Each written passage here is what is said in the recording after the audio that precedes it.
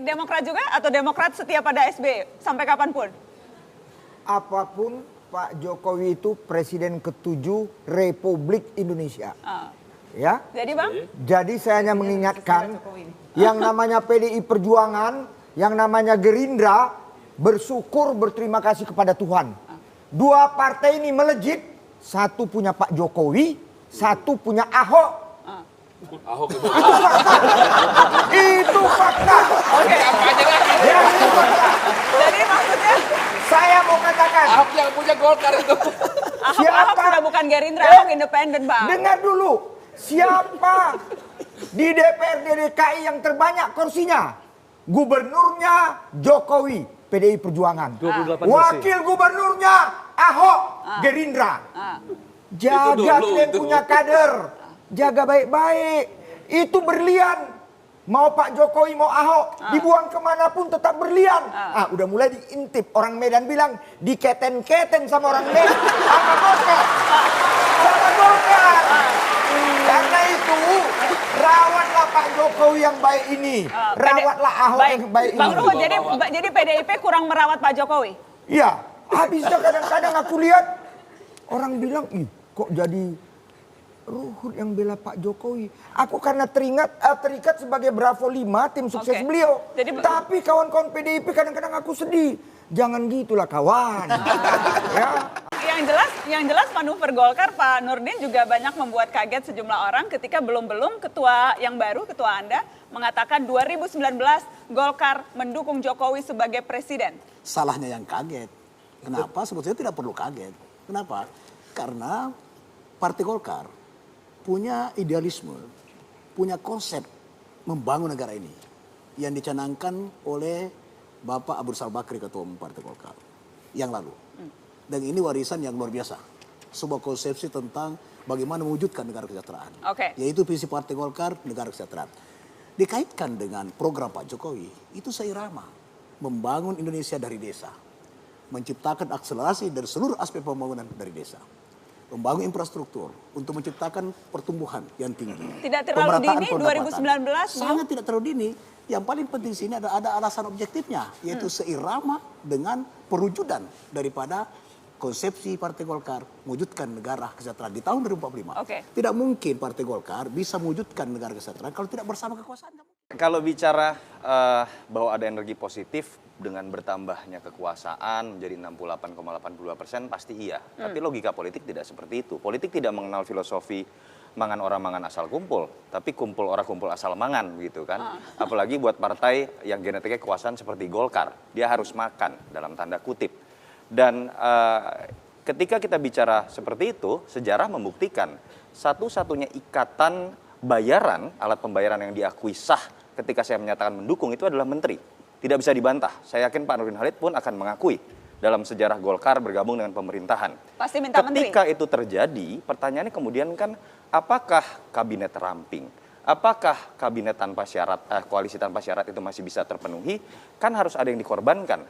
Entah jabatan menteri profesional atau jangan-jangan yang akan membuat lebih kompleks situasi politik ketika ada jabatan-jabatan menteri dari partai lain yang akan diganggu. Kalau itu yang terjadi, pertanyaannya kemudian adalah apakah harapan positif tadi itu betul-betul akan terjadi atau jangan-jangan ini malah menjadi beban baru. Karena yang dibutuhkan dalam sejarah politik kita itu bukan kabinet gemuk, bukan koalisi gemuk, tetapi kabinet yang proporsional dan sekedar mayoritas. Itu saya pikir. Mas Teguh? Bukannya udah pembayaran di muka tadi kata Kak Vicky. Udah ada dua ya, wakil presiden dan Jadi hitungannya sudah tidak ada lagi jatah Golkar. Tapi kalau itu yang terjadi saya pikir luar biasa. Tapi kalau Pak Nurdin bisa berjanji seperti itu akan luar biasa buat Pak saya ingin tahu Jokowi. Pak Nurdin. Assalamualaikum warahmatullahi wabarakatuh. Ya, saya kira memang hari ini jadi rutinitas tambahan yang sekian kali sih sebetulnya. Nah, kita memang agak membosankan di DKI setelah tanda tangan ini, kita ada tanda tangan yang versi kita, yang ada KPI. Mungkin saya boleh laporkan juga kepada PAN dan RB, memang DKI mulai mengarah ke model swasta. Karena gaji di DKI ini sudah di atas rata-rata swasta sekarang. Ini kami juga menuntut kinerjanya itu KPI seperti swasta. Jadi tentu teman-teman agak kaget, tapi yang ada di sini sudah agak terbiasa sebetulnya. Sudah mulai terbiasa, dan kami juga akan mulai mengarah pembagian kerja. Saya laporkan, karena beban kerja PNS di DKI banyak sekali dibantu, ditolong oleh honorer jasa. Ini juga tidak betul, kita membayar honorernya terlalu besar. Tentu ini di luar PKWT, PPSU, tentu tidak PNS, tidak buat jemur, tidak buat gali got, tentu tidak. Tapi kalau sampai buat fotokopi saja, buat clipping, buat ya urusan kantor saja, ngetik mesti pakai PHL keterlaluan. Misalnya saya masih temukan di Dinas Taman. Dinas Taman itu yang menjadi pengawas di lapangan. Beberapa PPSU juga itu adalah aktivis, atau misalnya dulu ada penggiat LSM misalnya, dan mereka itu tidak kerja di lapangan, dia jadi mandor. Harusnya kan PNS yang menjadi mandor. Misalnya contoh Dinas Taman, kenapa kita merekrut insinyur landscape? Tujuannya si insinyur ini bisa mengawasi di lapangan. Bukan di lapangan yang ngatur bunga, itu tukang kebun, tukang bunga misalnya seperti itu. Atau PHP yang ditunjuk pakaiannya keren, naik motor sana sini, mengawasi si PHR juga. Nah ini tentu tidak sesuai. Nah kita harapkan tahun ini uji coba 2017 kita akan lebih ketat. Nanti mungkin berikutnya tanda tangan, kita akan minta izin kepada Kemenpan, punya kita digabungkan supaya nggak usah tanda tangannya 2 kali. Jadi mungkin tidak digabungkan.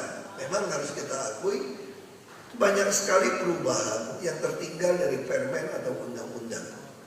Misalnya contoh lagi, dulu DKI tidak pernah mengenal namanya rancang bangun. Rancang bangun ini udah punya basic design, langsung dilelangkan. Nah kalau kita mau ikutin penilaian Menpan, pasti kami dapat nilainya CC atau bisa D kali. Kenapa? Karena harus ada DED-nya, ada bertahun kami nggak mau lagi. Kami langsung rancang bangun, dilelangkan, langsung kerja. Toh yang penting masuk di dalam RPJMD. Apalagi di dalam APBD 2017, kita sudah mau membuat sebuah inovasi baru lagi. Jadi seluruh SKPD harus menuliskan semua rencana kerjanya, walaupun APBD tidak cukup. Kalau dulu APBD tidak cukup, RKPD-nya juga langsung hilang. Jadi kalau kita punya uang 100, RKPD-nya 100. Ini salah. Ini yang saya paksakan. Jadi kita harus membuat RKPD. Misalnya trotoar, mau selesai seluruh Jakarta berapa kilometer? Oh, 2.600 kilometer. Ada yang kali 5 10 meter. Oke, berapa meter persegi dihitung. Kalau dulu langsung nggak bisa, kita cuma mampunya berapa? Ya kita mampu cuma 50 miliar setahun. Lalu berapa lama RKPD-nya disusun sampai bisa mencapai 2.600 km? 50 tahun Pak. Itu bukan model kita lagi. Model penyusunan dulu seperti itu. Jadi kalau punya 50 miliar ya sudah, rencana kerja ya 50 miliar. Kita tidak mau. Kita maunya langsung basic design semua. Kita sudah punya sistem ducting, trotoar, sudah punya desain. Seluruh Jakarta dimasukkan dalam RKPD. Jadi butuh berapa? 3 triliun atau 5 triliun? Nggak apa-apa. Nggak apa-apa, yang penting bikin dulu. Lalu nanti pembiayaan bagaimana? Kan APBD kan ada pemasukan, pengeluaran, pembiayaan. Nah begitu pengeluaran yang melampaui di dalam RKPD, ini bukan APBD ya, kan RKPD. Tentu nanti defisitnya 50T gitu ya. Defisitnya 50T. Kalau 50T dari mana? Bisa APBN, bisa kewajiban tambahan pengembang, bisa CSA. Itulah gambaran RKPD DKI di tahun 2017. Ya kita bertahap nih. Saya sudah mau tahun keempat, kelima, ilmunya bertahap ini. Memang kadang-kadang saya mohon maaf kayak Bapak Ibu gak bisa ikutin, malah saya disalahin. Menurut saya tidak ada yang salah. Ini adalah hak pejabat selama untuk kepentingan negara, kepentingan rakyat, bukan untuk pribadi atau golongan, boleh. Nah ini yang kita lagi bikin. Nah tentu beberapa orang kaget, shock dengan pola seperti ini. Saya kira nggak apa-apa. Misalnya contoh, kita mau bangun tanggul itu kira-kira mungkin bisa 60-70 triliun kali ya. Saya nggak ingat itu. Tanggul utara. Tapi sekarang mau nekuk sungai sampai 100-an kilometer. Dari 60 atau 95 sekarang 100-an. Karena kita nggak mau tutup model Belanda. Kita pengen semua sungainya itu kirimnya kita bikin tanggul setinggi 3,8 meter dari permukaan laut. Itu uang dari mana? Seluruh APBD kita nggak cukup. Tetap kita bikin RKPD itu. Lalu uangnya dari mana? Kewajiban pengembang. APBN, APBD. Kita suruh baru bener.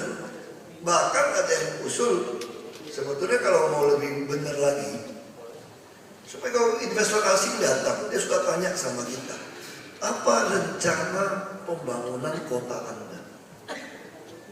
Kita nggak bisa jawab tuh, rencana kerja kota Anda. Kenapa? Swasta punya kita masukkan nggak ke dalam? Enggak.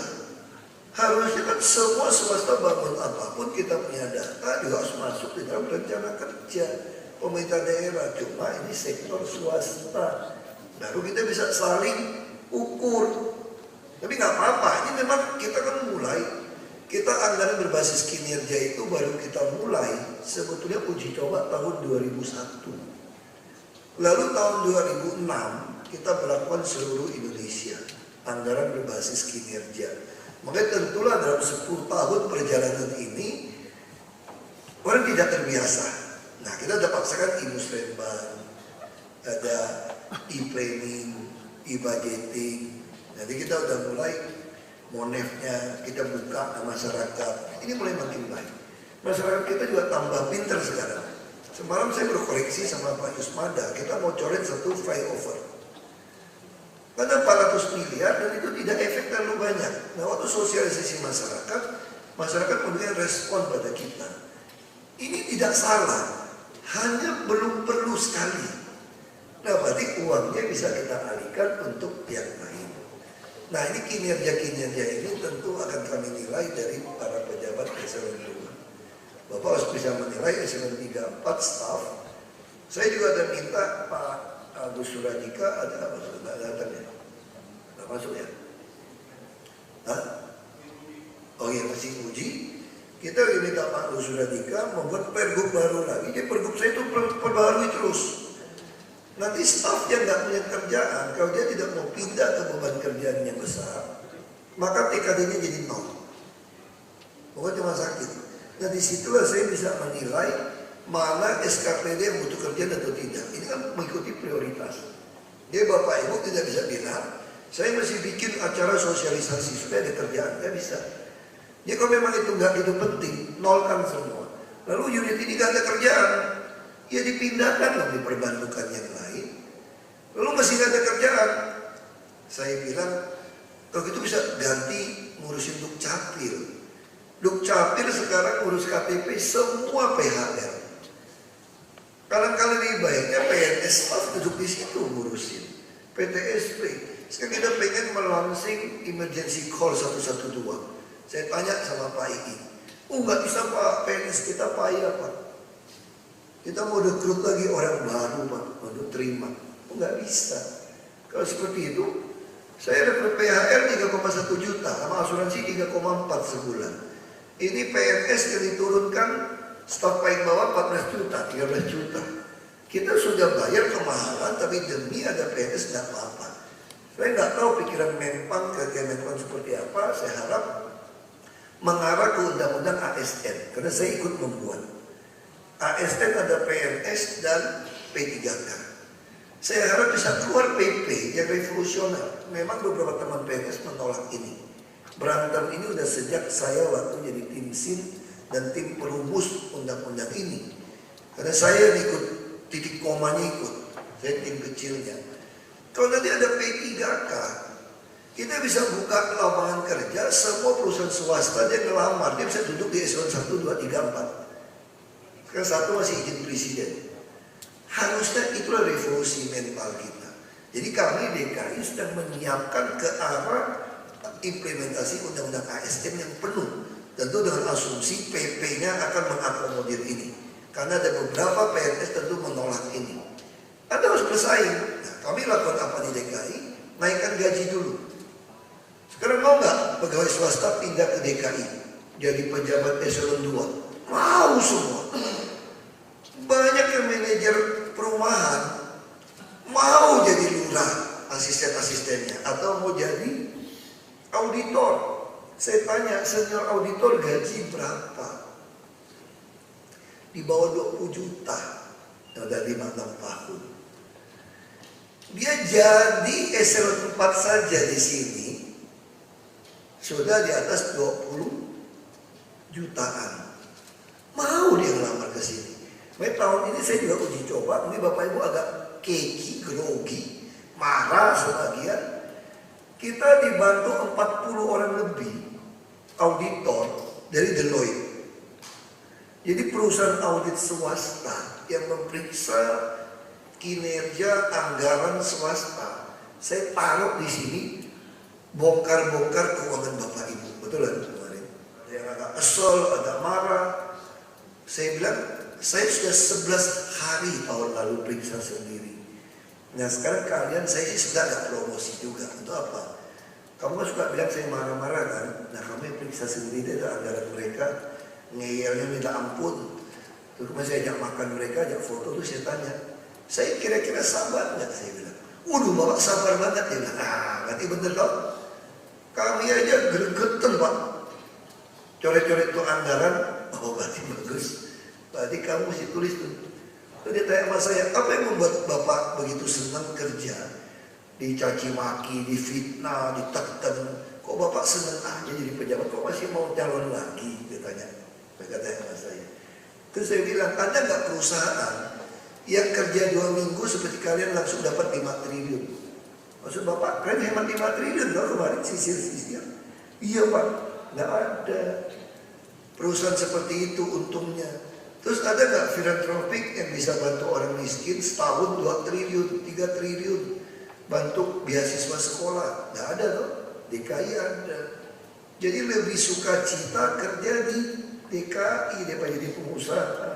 Karena pengusaha paling kaya pun nggak bisa lakukan. Nah saya jawab mereka seperti itu. Lalu mereka bilang apa teman? Begitu dia tahu gaji kita begitu besar semua. Mereka bilang, Pak, kapan itu PP-nya bisa disahkan ya Pak ya? Kami kayaknya mau pindah ke DKI Pak. Ini serius, konsultan perusahaan-perusahaan besar, perusahaan asing yang bekerja, mereka komentar seperti ini.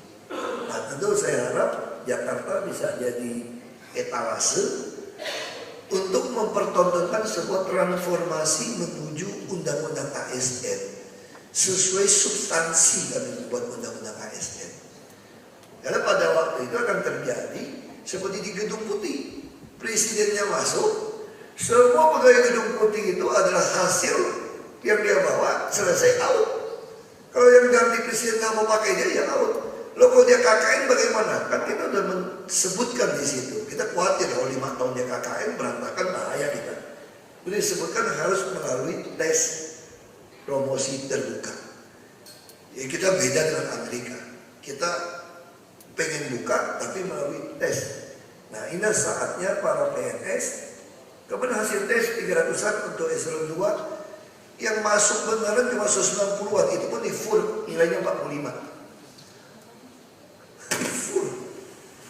Memang kondisi kita memang payah sebetulnya. Tapi nggak apa-apa. Saya bilang sama Pak Agus, kasih sampai nilai 40 interview. Kenapa Pak? Saya nggak butuh orang pinter-pinter banget. Yang penting jujur. Jakarta ini semua sudah ada kok, tinggal dikerjain. Apa yang susah? Yang penting jujur saja. Kalau jujur, nggak ada yang susah. Nah itu yang kita lakukan. Nah saya harap Bapak Ibu jadi tim yang baik, umur boleh sampai 60 lagi pensiun. Eselon 2 60 loh Bapak Ibu. Waduh saya kalau Bapak Ibu nggak benar, saya dibilangin kejam staffing Bapak Ibu.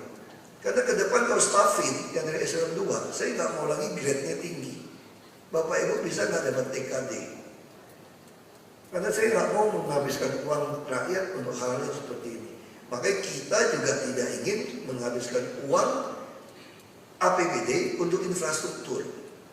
Nah, saya ingin nanti semua trotoar itu menjadi kewajiban tambahan izin-izin pembangunan yang kita keluarkan untuk perusahaan. Kita sudah hitung, mungkin istilahnya Pak Oswald, berapa nilainya Pak? Jakat 2,5% katanya. Oke, kita coba. Jadi 2,5% dari nilai proyeknya harus dia sediakan untuk bangun trotoar. Yang nanti dekat gedung dia yang rawat tiap tahun. Yang di luar gedung dia menjadi bagian kita. Lalu uang kita pajak untuk apa? Saya lagi berpikir, kenapa sih kita ikutin Belanda? Kita nih kadang-kadang ngikutin penjajah. Dulu tuh Belanda, rumah tinggal itu dikenain pajak. Harusnya rumah tinggal rakyat itu tidak ada satupun bayar pajak PBB sebetulnya. Kecuali dia mau jual. Hari ini kita baru berani 1 miliar. Kenapa? Kita takut penghasilan kita nggak cukup bangun infrastruktur begitu banyak.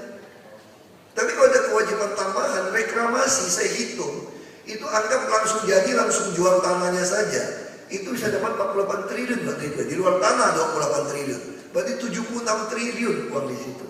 Kalau dia jualnya 10 tahun, per tahun hanya 10%, saya suruh bikin simulasi. Kita bisa dapat 178 triliun dari kontribusi tambahan ini. Itu MRT kita selesai, tanggul selesai, trotoar selesai, rumah susun selesai, normalisasi sungai semua selesai. Lalu uang kita buat apa? Buat gaji yang besar. Undang-undang ASN menginginkan Bapak Ibu yang jadi ASN adalah yang terbaik dari yang terbaik putra bangsa ini. Yang kerja di luar ini yang nasibnya kurang baik. Karena gaji kita besar, harga diri, kebanggaan keluarga, kehormatan jadi aparatur sipil negara, ini yang mau kita lakukan. Dari mana bisa? Infrastruktur nggak boleh pakai APBD. APBD kita kembalikan semua anak kalau bisa kuliah di universitas manapun dari Jakarta tidak perlu bayar. Kita mulai tahun ini untuk yang negeri. Kita kasih 18 juta. Naik bus nggak usah bayar. Kesehatan kita tanggung. Kenapa? Uang kita kembalikan ke rakyat. Dengan aman yang baik, ruang publik yang baik. Jadi infrastruktur nggak boleh pakai APBD.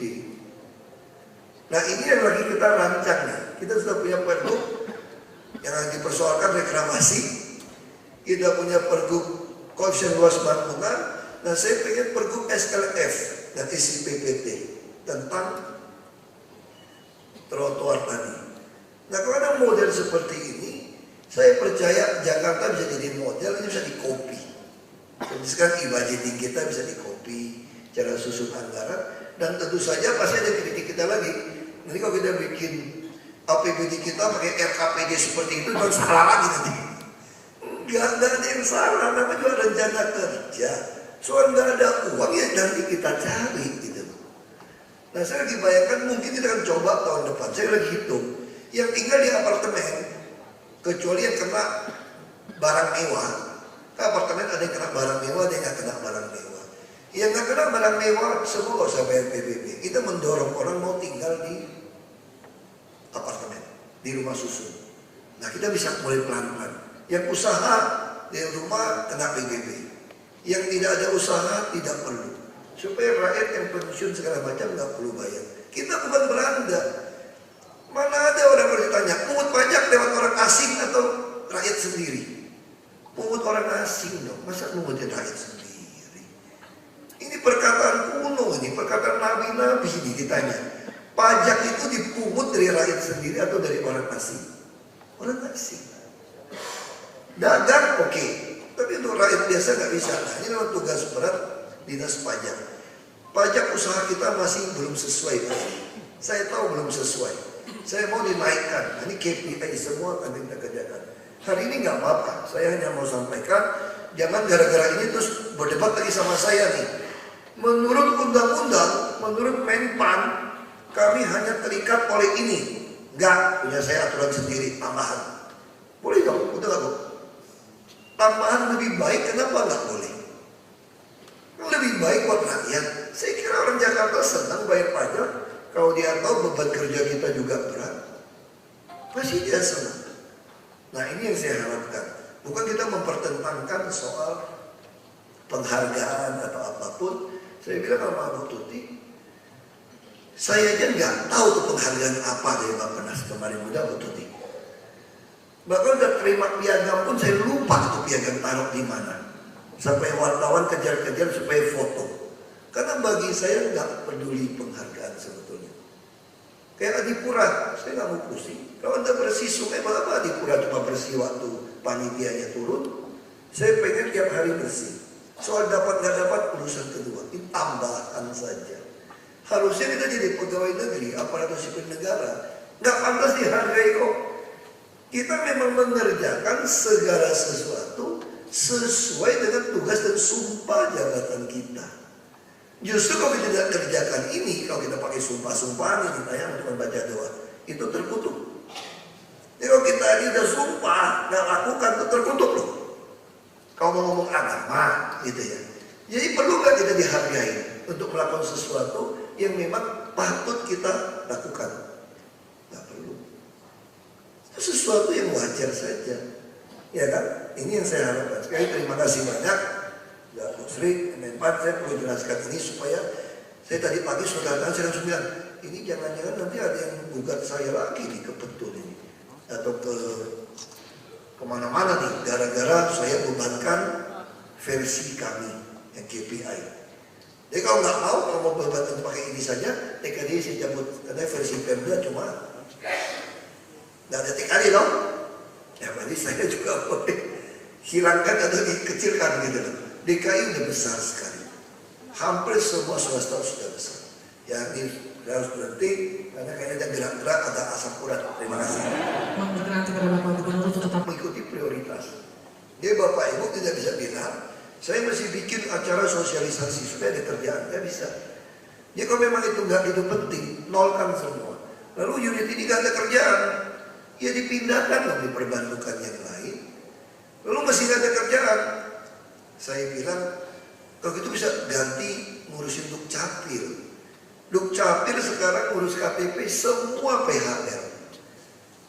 Kadang-kadang lebih baiknya PNS staff duduk di situ ngurusin. PTSP. Sekarang kita pengen melaunching emergency call 112. Saya tanya sama Pak Iki. Nggak bisa Pak, PNS kita payah Pak. Kita mau rekrut lagi orang baru Pak, untuk terima. Nggak bisa. Kalau seperti itu, saya rekrut PHL 3,1 juta, sama asuransi 3,4 sebulan. Ini PNS yang diturunkan staf paling bawah 14 juta, 13 juta. Kita sudah bayar kemahalan, tapi demi ada PNS nggak apa-apa. Saya nggak tahu pikiran Menpan ke Kemenpan seperti apa. Saya harap mengarah ke undang-undang ASN, karena saya ikut membuat. ASN ada PNS dan P3K. Saya harap bisa keluar PP yang revolusioner. Memang beberapa teman PNS menolak ini. Berantem ini udah sejak saya waktu jadi tim SIN dan tim perumus undang-undang ini.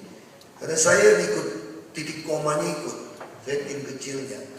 Kalau nanti ada P3K, kita bisa buka lapangan kerja, semua perusahaan swasta dia ngelamar, dia bisa duduk di eselon 1, 2, 3, 4. Sekarang 1 masih izin presiden. Harusnya itulah revolusi mental kita. Jadi kami DKI sedang menyiapkan ke arah implementasi undang-undang ASN yang penuh. Tentu dengan asumsi PP-nya akan mengakomodir ini. Karena ada beberapa PNS tentu menolak ini. Anda harus bersaing. Nah, kami lakukan apa di DKI? Naikkan gaji dulu. Sekarang mau nggak pegawai swasta pindah ke DKI? Jadi pejabat eselon 2. Mau semua. Banyak yang manajer perumahan mau jadi lurah, asisten-asistennya, atau mau jadi auditor. Saya tanya, senior auditor gaji berapa? Di bawah 20 juta, udah 5-6 tahun. Dia jadi eselon 4 saja di sini sudah di atas 20 jutaan. Mau dia ngelamar ke sini. Tahun ini saya juga uji coba, mungkin Bapak Ibu agak keki, grogi. marah sebagian. Kita dibantu 40 orang lebih auditor dari Deloitte. Jadi perusahaan audit swasta yang memeriksa kinerja anggaran swasta. Saya taruh di sini bongkar-bongkar keuangan Bapak Ibu. Betul kan kemarin? Yang agak kesel, agak marah. Saya bilang, saya sudah 11 hari tahun lalu periksa sendiri. Nah sekarang kalian, saya sih sudah ada promosi juga. Untuk apa? Kamu kan suka bilang saya marah-marah kan? Nah kami periksa sendiri itu anggaran mereka. Ngeyelnya minta ampun. Terus saya ajak makan mereka, ajak foto, terus saya tanya, saya kira-kira sabar nggak? Saya bilang, waduh Bapak sabar banget. Dia bilang, berarti bener dong. Kami aja gregetan Pak. Coret-coret itu anggaran, oh berarti bagus. Berarti kamu mesti tulis tuh. Terus dia tanya sama saya, apa yang membuat Bapak begitu senang kerja? Dicaci maki, difitnah, ditekan. Kok Bapak senang aja jadi pejabat? Kok masih mau calon lagi? Dia tanya. Mereka tanya sama saya. Terus saya bilang, ada nggak perusahaan yang kerja 2 minggu seperti kalian langsung dapat 5 triliun? Maksud Bapak, kalian hemat 5 triliun loh kemarin sisir-sisir. Iya Pak, nggak ada perusahaan seperti itu untungnya. Terus ada nggak filantropik yang bisa bantu orang miskin setahun 2 triliun, 3 triliun, bantu beasiswa sekolah? Nggak ada loh, DKI ada. Jadi lebih suka cita kerja di DKI. Milik Demokrat juga atau Demokrat setia pada SBY sampai kapanpun? Apapun Pak Jokowi itu Presiden ke-7 Republik Indonesia. Ya. Jadi Bang? Jadi saya hanya mengingatkan yang namanya PDI Perjuangan, yang namanya Gerindra, bersyukur berterima kasih kepada Tuhan. 2 partai ini melejit, satu punya Pak Jokowi, satu punya Ahok. Ahok itu. Itu fakta. Oke. Ya, itu fakta. Jadi maksudnya Saya mau katakan. Ahok yang punya Golkar itu. Ahok sudah bukan Gerindra, Ahok independen Bang. Dengar dulu. Siapa di DPRD DKI yang terbanyak kursinya? Gubernurnya Jokowi, PDI Perjuangan. 28 kursi. Wakil gubernurnya Ahok, Gerindra. Jaga kalian punya kader. Jaga baik-baik. Itu berlian. Mau Pak Jokowi, mau Ahok. Dibuang kemanapun tetap berlian. Udah mulai diintip. Orang Medan bilang diketen-keten sama orang Medan. Sama Golkar. Sama Golkar. Karena itu rawatlah Pak Jokowi yang baik ini. Rawatlah Ahok yang baik ini. Bang Ruhut, jadi PDIP kurang merawat Pak Jokowi? Iya. Habisnya kadang-kadang aku lihat orang bilang, ih kok jadi Ruhut yang bela Pak Jokowi. Aku karena terikat sebagai Bravo 5 tim sukses beliau. Tapi kawan-kawan PDIP kadang-kadang aku sedih. Jangan gitulah kawan. Ya. Yang jelas manuver Golkar Pak Nurdin juga banyak membuat kaget sejumlah orang ketika belum ketua yang baru, ketua Anda, mengatakan 2019 Golkar mendukung Jokowi sebagai presiden. Salahnya yang kaget. Kenapa? Sebetulnya tidak perlu kaget. Kenapa? Karena Partai Golkar punya idealisme, punya konsep membangun negara ini yang dicanangkan oleh Bapak Abu Rizal Bakri, Ketua Umum Partai Golkar yang lalu. Dan ini warisan yang luar biasa. Sebuah konsepsi tentang bagaimana mewujudkan negara kesejahteraan. Yaitu visi Partai Golkar, negara kesejahteraan. Dikaitkan dengan program Pak Jokowi, itu seirama. Membangun Indonesia dari desa. Menciptakan akselerasi dari seluruh aspek pembangunan dari desa. Membangun infrastruktur untuk menciptakan pertumbuhan yang tinggi. Tidak terlalu dini 2019? Sangat tidak terlalu dini. Yang paling penting sini ada alasan objektifnya, yaitu seirama dengan perwujudan daripada konsepsi Partai Golkar mewujudkan negara kesejahteraan di tahun 2045. Tidak mungkin Partai Golkar bisa mewujudkan negara kesejahteraan kalau tidak bersama kekuasaan. Kalau bicara bahwa ada energi positif dengan bertambahnya kekuasaan menjadi 68,82%, pasti iya. Tapi logika politik tidak seperti itu. Politik tidak mengenal filosofi mangan orang mangan asal kumpul, tapi kumpul orang kumpul asal mangan gitu kan. Apalagi buat partai yang genetiknya kekuasaan seperti Golkar, dia harus makan dalam tanda kutip. Dan ketika kita bicara seperti itu, sejarah membuktikan satu-satunya ikatan bayaran, alat pembayaran yang diakui sah ketika saya menyatakan mendukung itu adalah menteri. Tidak bisa dibantah. Saya yakin Pak Nurdin Halid pun akan mengakui. dalam sejarah Golkar bergabung dengan pemerintahan. Pasti minta menteri. Ketika itu terjadi, pertanyaannya kemudian kan, apakah kabinet ramping? Apakah kabinet tanpa syarat, koalisi tanpa syarat itu masih bisa terpenuhi? Kan harus ada yang dikorbankan. Entah jabatan menteri profesional atau jangan-jangan yang akan membuat lebih kompleks situasi politik ketika ada jabatan-jabatan menteri dari partai lain yang akan diganggu. Kalau itu yang terjadi, pertanyaannya kemudian adalah apakah harapan positif tadi itu betul-betul akan terjadi atau jangan-jangan ini malah menjadi beban baru. Karena yang dibutuhkan dalam sejarah politik kita itu bukan kabinet gemuk, bukan koalisi gemuk, tetapi kabinet yang proporsional dan sekedar mayoritas. Itu saya pikir. Mas Teguh? Bukannya udah pembayaran di muka tadi kata Kak Vicky. Udah ada dua ya, wakil presiden dan Jadi hitungannya sudah Menko tidak ada Polhukam. lagi jatah Golkar. Tapi Kalau apa- itu yang terjadi saya pikir luar biasa. Tapi kalau Pak Nurdin bisa berjanji seperti itu akan luar biasa buat saya Pak ingin tahu Jokowi. Pak Nurdin. Assalamualaikum warahmatullahi wabarakatuh. Ya, saya kira memang hari ini jadi rutinitas tambahan yang saya jadi pengusaha. Karena pengusaha paling kaya pun nggak bisa lakukan. Nah, saya jawab mereka seperti itu. Lalu mereka bilang apa teman? Begitu dia tahu gaji kita begitu besar semua. Mereka bilang, Pak, kapan itu PP-nya bisa disahkan ya Pak ya? Kami kayaknya mau pindah ke DKI Pak. Ini serius, konsultan perusahaan-perusahaan besar, perusahaan asing yang bekerja, mereka komentar seperti ini. Nah, tentu saya harap Jakarta bisa jadi etalase untuk mempertontonkan sebuah transformasi menuju undang-undang ASN sesuai substansi kami membuat undang-undang ASN. Karena pada waktu itu akan terjadi seperti di Gedung Putih, presidennya masuk, semua pegawai Gedung Putih itu adalah hasil yang dia bawa selesai out. Kalau yang ganti presiden nggak mau pakai dia, ya out. Lo kalau dia KKN bagaimana? Kan kita udah sebutkan di situ. Kita khawatir kalau 5 tahun dia KKN berantakan bahaya kita. Jadi disebutkan harus melalui tes promosi terbuka. Ya, kita beda dengan Amerika. Kita pengen buka tapi melalui tes. Nah, ini saatnya para PNS. Kemudian hasil tes 300-an untuk eselon 2 yang masuk beneran cuma 190-an. Itu pun di full nilainya 45.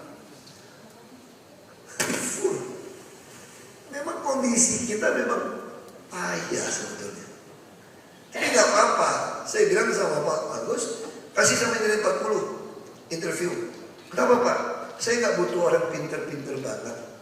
Yang penting jujur. Jakarta ini semua sudah ada kok, tinggal dikerjain apa yang susah. Yang penting jujur saja. Kalau jujur, nggak ada yang susah. Nah itu yang kita lakukan. Nah saya harap Bapak Ibu jadi tim yang baik, umur boleh sampai 60 lagi pensiun. Eselon 2 60 loh Bapak Ibu. Aduh saya kalau Bapak Ibu nggak benar, saya dibilangin kejam staffin Bapak Ibu. Karena ke depan kalau staffin yang dari eselon 2, saya nggak mau lagi grade-nya tinggi. Bapak Ibu bisa nggak dapat TKD? Karena saya nggak mau menghabiskan uang rakyat untuk hal-hal seperti ini. Makanya kita juga tidak ingin menghabiskan uang APBD untuk infrastruktur.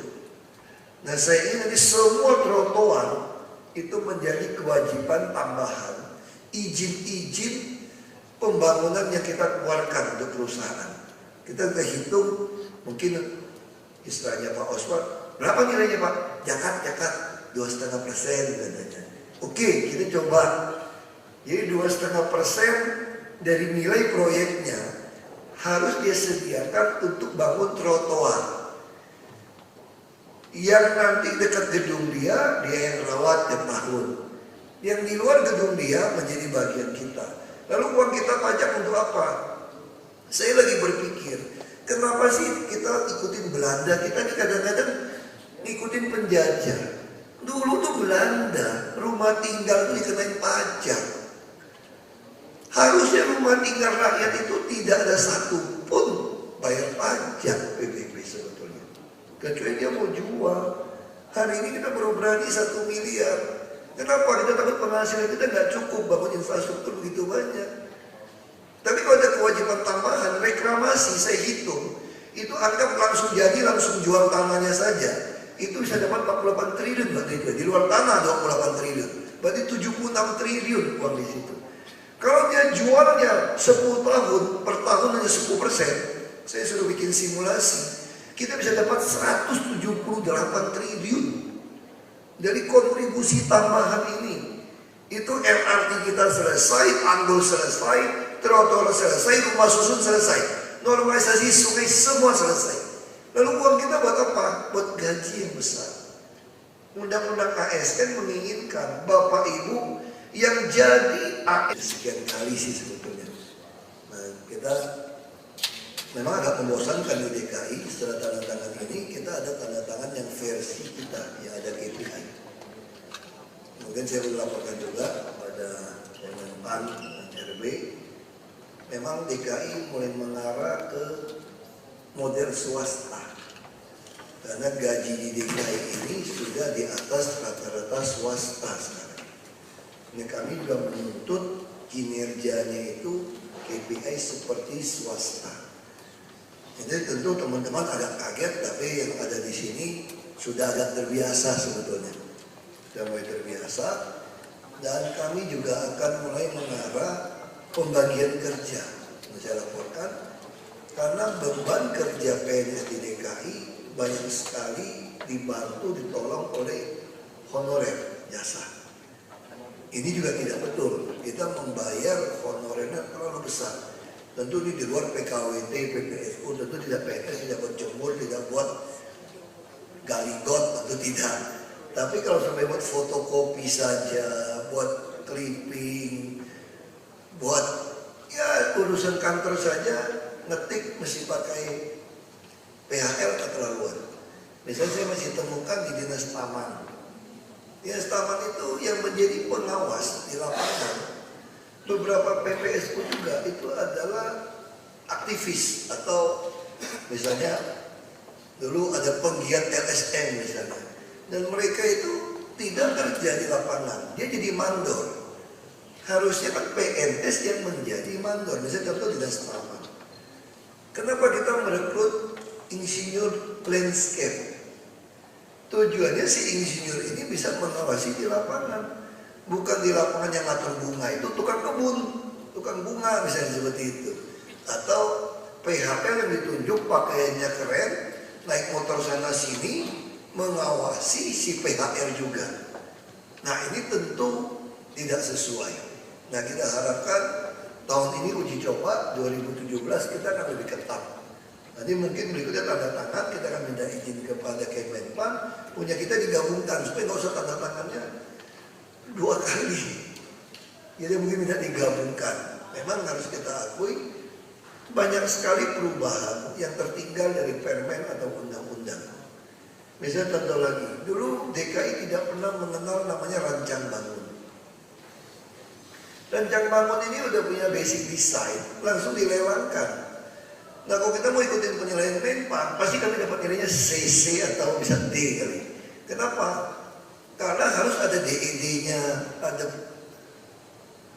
bertahun kami nggak mau lagi. Kami langsung rancang bangun, dilelangkan, langsung kerja. Toh yang penting masuk di dalam RPJMD. Apalagi di dalam APBD 2017, kita sudah mau membuat sebuah inovasi baru lagi. Jadi seluruh SKPD harus menuliskan semua rencana kerjanya. Walaupun APBD tidak cukup. Kalau dulu APBD tidak cukup, RKPD-nya juga langsung hilang. Jadi kalau kita punya uang 100, RKPD-nya 100. Ini salah. Ini yang saya paksakan. Jadi kita harus membuat RKPD. Misalnya trotoar, mau selesai seluruh Jakarta berapa kilometer? Oh, 2.600 kilometer. Ada yang kali 5 10 meter. Oke, berapa meter persegi dihitung. Kalau dulu langsung nggak bisa, kita cuma mampunya berapa? Ya kita mampu cuma 50 miliar setahun. Lalu berapa lama RKPD-nya disusun sampai bisa mencapai 2.600 km? 50 tahun Pak. Itu bukan model kita lagi. Model penyusunan dulu seperti itu. Jadi kalau punya 50 miliar ya sudah, rencana kerja ya 50 miliar. Kita tidak mau. Kita maunya langsung basic design semua kita sudah punya sistem ducting, trotoar, sudah didesain, seluruh Jakarta dimasukkan dalam RKPD. Jadi butuh berapa? 3 triliun atau 5 triliun, nggak apa-apa. Nggak apa-apa, yang penting bikin dulu, lalu nanti pembiayaan bagaimana? Kan APBD kan ada pemasukan, pengeluaran, pembiayaan.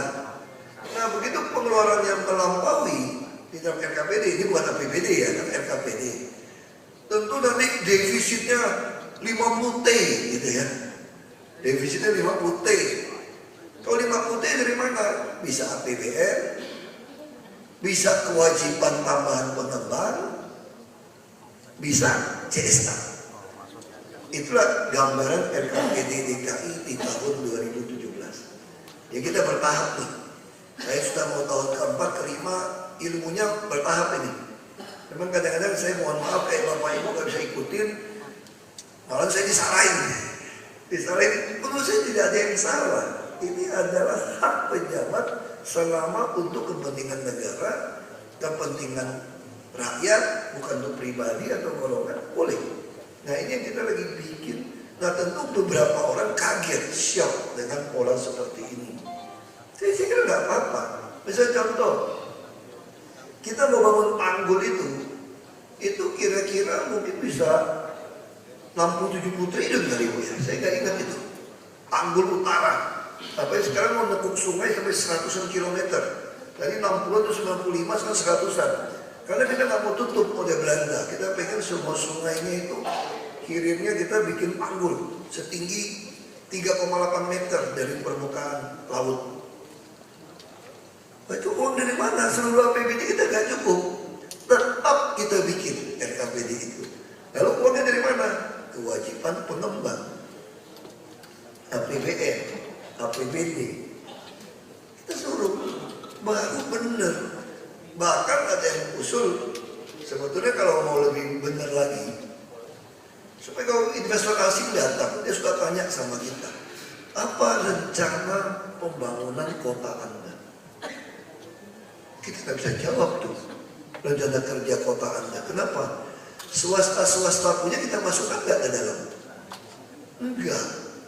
Harusnya kan semua swasta bangun apapun kita punya data juga harus masuk di dalam rencana kerja pemerintah daerah. Cuma ini sektor swasta, baru kita bisa saling ukur.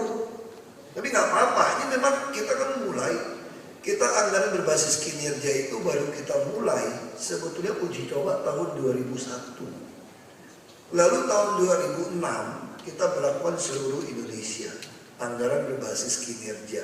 Makanya tentulah dalam 10 tahun perjalanan ini orang tidak terbiasa. Nah kita udah paksakan e-musrembang, ada e-planning, e-budgeting. Nanti kita udah mulai monefnya, kita buka ke masyarakat. Ini mulai makin baik. Masyarakat kita juga tambah pinter sekarang. Semalam saya berkoreksi sama Pak Yusmada, kita mau coret satu flyover. Karena 400 miliar dan itu tidak efek terlalu banyak. Nah waktu sosialisasi masyarakat memberikan respon pada kita. Ini tidak salah, hanya belum perlu sekali. Nah berarti uangnya bisa kita alihkan untuk yang lain. Nah ini kinerja-kinerja ini tentu akan kami nilai dari para pejabat eselon 2. Bapak harus bisa menilai eselon 3, 4 staff. Saya juga ada minta Pak Agus Suradika ada apa? Nggak datang ya? Nggak masuk ya? Hah? Oh iya masih uji. Kita minta Pak Agus Suradika membuat pergub baru lagi. Jadi pergub saya itu perbarui terus. Nanti staf yang nggak punya kerjaan, kalau dia tidak mau pindah ke beban kerjaan yang besar, maka TKD-nya jadi 0.